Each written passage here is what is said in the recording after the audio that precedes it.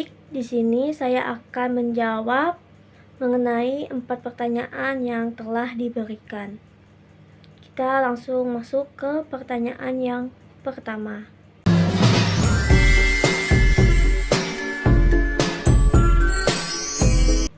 Pembelajaran terpadu itu merupakan suatu pendekatan dalam pembelajaran yang secara sengaja mengaitkan beberapa aspek, baik dalam intra mata pelajaran maupun antar mata pelajaran.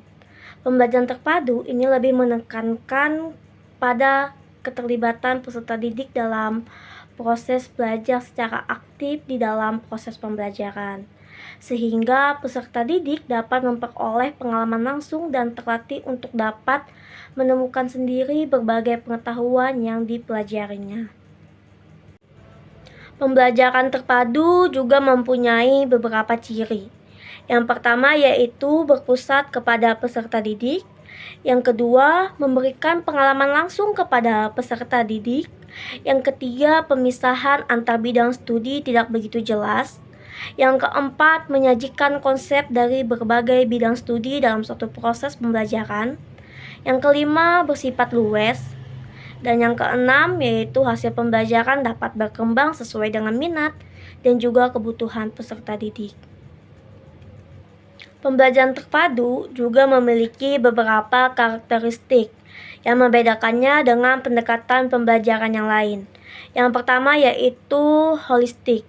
Holistik ini adalah menyeluruh. Lalu yang kedua bermakna. Dan yang ketiga yaitu otentik. Otentik ini adalah apa yang sudah dipelajari itu bersifat nyata. Lalu yang keempat aktif dan yang kelima berpusat kepada peserta didik. Karakteristik inilah yang menunjukkan bahwa pembelajaran terpadu ini adalah pendekatan yang komprehensif yang mencoba untuk mengintegrasikan beberapa disiplin ilmu untuk memberikan pengalaman belajar yang bermakna dan juga holistik, yaitu menyeluruh kepada peserta didik. Pembelajaran terpadu ini juga membantu peserta didik untuk memahami hubungan antar konsep, juga membantu peserta didik untuk mengaplikasikan pengetahuan mereka dalam situasi yang nyata. Pembelajaran terpadu juga memiliki tujuan yang ingin dicapai. Tujuan-tujuan ini mencerminkan filosofi dan juga pendekatan holistik yang menjadi dasar pembelajaran terpadu. Yang pertama yaitu meningkatkan pemahaman konsep. Lalu yang kedua mengembangkan keterampilan berpikir tingkat tinggi. Yang ketiga meningkatkan relevansi pembelajaran. Keempat memotivasi peserta didik. Yang kelima mengembangkan keterampilan sosial. Yang keenam mengembangkan pemahaman lintas disiplin. Yang ketujuh meningkatkan efisiensi pembelajaran. Lalu yang ke-8 mengembangkan keterampilan belajar sepanjang hayat. Tujuan-tujuan ini mencerminkan pendekatan holistik dari pembelajaran terpadu yang bertujuan tidak hanya untuk mentransfer pengetahuan, tetapi juga untuk mengembangkan keterampilan, sikap, dan juga kebiasaan berpikir yang akan bermanfaat bagi peserta didik di sepanjang hidup mereka. Pembelajaran terpadu juga memberikan manfaat signifikan bagi peserta didik, pendidik, dan juga proses pembelajaran secara keseluruhan. Nah, yang pertama yaitu meningkatkan pemahaman dan retensi. Lalu yang kedua mengembangkan keterampilan berpikir kritis dan kreatif. Yang ketiga meningkatkan relevansi dan aplikasi pengetahuan. Lalu yang keempat mengembangkan keterampilan sosial dan kolaboratif. Yang kelima meningkatkan motivasi dan keterlibatan. Yang keenam mengembangkan keterampilan pemecahan masalah. Yang ketujuh meningkatkan efisiensi pembelajaran. Yang ke-8 mengembangkan perspektif holistik. Dan yang ke-9 meningkatkan keterampilan belajar mandiri. Pembelajaran terpadu ini juga didasarkan pada beberapa prinsip kunci yang membentuk fondasi pendekatan ini. Yang pertama ada penggalian tema. Lalu yang kedua adanya pengelolaan pembelajaran. Yang ketiga evaluasi, keempat reaksi, kelima fleksibilitas, dan yang keenam keterpaduan. Prinsip-prinsip ini menjadi panduan dalam merancang, melaksanakan, mengevaluasi pembelajaran terpadu.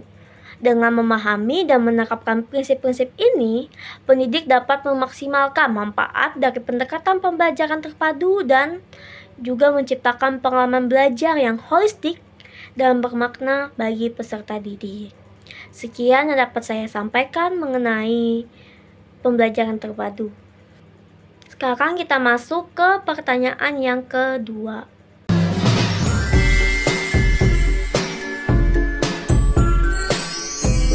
Landasan psikologi yang saya pilih yaitu penerapan teori landasan psikologi ini di dalam pembelajaran terpadu, yaitu mendorong pendidik untuk menciptakan lingkungan belajar yang kaya akan interaksi sosial, kolaborasi, dan juga pengalaman yang autentik, yang dimana ini memungkinkan peserta didik untuk memahami sesuatu melalui dialog, negosiasi makna, dan juga pemecahan masalah bersama, yang dimana ini merupakan inti dari pembelajaran terpadu yang efektif. Dengan demikian, teori ini memberikan landasan yang kuat untuk pendekatan pembelajaran yang berfokus kepada interaksi sosial, kolaborasi, dan juga konteks budaya, yang semuanya ini sangat relevan dalam menciptakan lingkungan belajar yang sangat dinamis dan mendukung perkembangan kognitif siswa. Pembelajaran terpadu juga mendukung pendekatan ini dengan menyajikan informasi dalam konteks yang bermakna. Sekian yang dapat saya sampaikan mengenai pertanyaan yang kedua. Baik, kita masuk ke pertanyaan yang ketiga.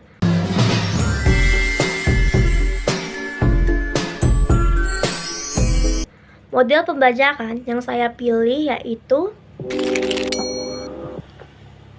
pembelajaran ini merupakan salah satu dari beberapa model pembelajaran terpadu. Di dalam model ini, mata pelajaran tetap diajarkan secara terpisah. Namun, terdapat usaha untuk menghubungkan tema atau topik tertentu di antara mata pelajaran tersebut. Integrasi di dalam model ini bersifat minimal dan juga tidak mendalam, sehingga mata pelajaran yang diajarkan ini masih mempertahankan identitasnya masing-masing. Di sini saya mengambil tema yaitu bunyi. Mata pelajaran yang saya ambil yaitu ada IPA atau Ilmu Pengetahuan Alam, yang kedua Ilmu Pengetahuan Sosial atau IPS, dan yang ketiga Bahasa Indonesia, dan yang keempat yaitu matematika. Di IPA ini mengenai sumber bunyi, yang dimana nanti peserta didik akan membuat daftar berbagai sumber bunyi yang mereka dengar, baik di sekitar sekolah ataupun di sekitar rumahnya. Selanjutnya di IPS yaitu ini mengenai peran bunyi dalam kehidupan sehari-hari, misalnya sebagai tanda bahaya. Nanti peserta didik akan mempelajari berbagai jenis tanda bahaya yang menggunakan bunyi, seperti siren ambulan, klakson kendaraan, atau bunyi lonceng gereja. Peserta didik juga dapat mendiskusikan pentingnya tanda-tanda tersebut dalam menjaga keamanan dan ketertiban masyarakat. Lalu, pada mata pelajaran Bahasa Indonesia, ini membuat cerita pendek mengenai bunyi. Nantinya, peserta didik akan membuat cerita pendek mengenai suara-suara yang mereka dengar sehari-hari. Lalu yang keempat, mata pelajaran matematika, yaitu di sini mengukur durasi bunyi, yang dimana nantinya peserta didik akan menggunakan stopwatch untuk mengukur berapa lama sebuah bunyi berlangsung. Misalnya, bunyi durasi tepuk tangan dan juga bunyi bel yang ada di sekolah. Meskipun ada tema bersama tentang bunyi, setiap mata pelajaran ini akan diajarkan secara terpisah dengan fokus kepada tujuan spesifiknya masing-masing. Sekian yang dapat saya sampaikan mengenai pertanyaan yang ketiga.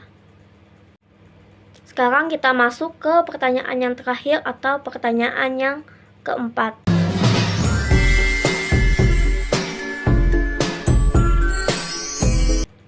Kurikulum Merdeka ini adalah sebuah inovasi di dalam dunia pendidikan di Indonesia, yang menawarkan fleksibilitas dan juga kemerdekaan bagi guru dan siswa di dalam proses pembelajaran. Namun, seperti halnya inovasi yang lain, implementasi kurikulum ini tentu memiliki tantangan dan juga peluang yang perlu dipertimbangkan. Secara umum, kurikulum merdeka ini mendapat respon positif dari berbagai kalangan. Beberapa kelebihan yang sering disebutkan, yang pertama adanya fleksibilitas. Karena di sini guru memiliki kebebasan yang lebih besar dalam merancang sebuah pembelajaran yang sesuai dengan karakteristik siswa dan konteks pembelajaran. Lalu yang kedua, berpusat kepada siswa. Kurikulum merdeka ini lebih menekankan kepada pengembangan kompetensi siswa. Yang kedua, berpusat kepada siswa. Kurikulum merdeka ini lebih menekankan kepada pengembangan kompetensi siswa secara holistik atau menyeluruh. Tidak hanya kognitif, tetapi juga sosial emosional. Lalu yang ketiga, pembelajaran yang lebih menyenangkan. Kurikulum merdeka ini mendorong penggunaan berbagai metode pembelajaran yang aktif serta menarik sehingga siswa ini lebih banyak terlibat. Lalu yang keempat, relevan dengan perkembangan zaman. Kurikulum merdeka ini dirancang untuk menjawab tantangan abad ke-21 seperti kemampuan berpikir kritis, kreatif, dan juga kolaboratif. Meskipun memiliki banyak kelebihan, implementasi kurikulum merdeka juga menghadapi beberapa tantangan antara lain kesiapan guru. Karena tidak semua guru ini memiliki kompetensi yang sama dalam merancang pembelajaran yang berpusat kepada siswa. Lalu sumber daya. Di implementasi kurikulum merdeka ini membutuhkan dukungan sumber daya yang memadai seperti sarana dan prasarana, bahan ajar, serta pelatihan guru. Lalu adanya kurikulum yang padat. Karena beban belajar siswa yang masih tergolong tinggi, ini dapat menjadi kendala di dalam penerapan kurikulum merdeka secara optimal. Lalu yang keempat, perbedaan persepsi.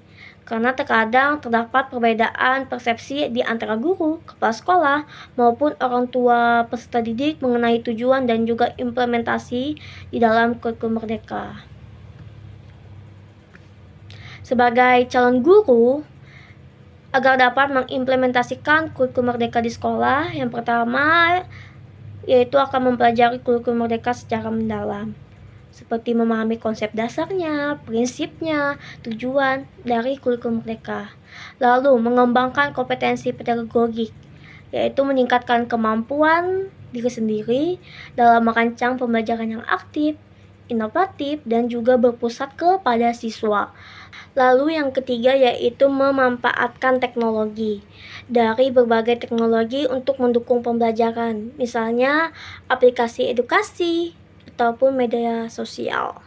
Lalu yang keempat yaitu terus belajar dan berkembang, seperti mengikuti pelatihan dan pengembangan profesional untuk meningkatkan kompetensi. Yang kelima yaitu menjalin komunikasi yang baik dengan siswa dan juga orang tua. Itu akan melibatkan siswa dan orang tua di dalam proses pembelajaran untuk mendapatkan dukungan dan juga masukan.